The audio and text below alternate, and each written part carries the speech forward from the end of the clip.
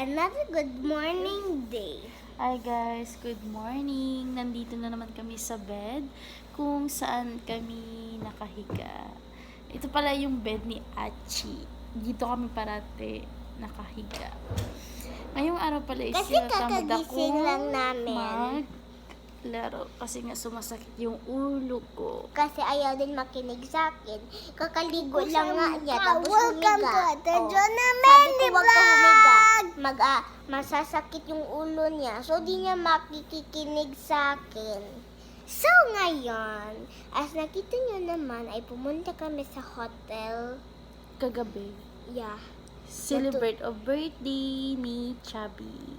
Yung bata na pinikita ko sa inyo, na baby, yung yung parang mataba siya. Nakita niyo naman, 'di ba? Oy, syempre, sagot nga. 'Di ba?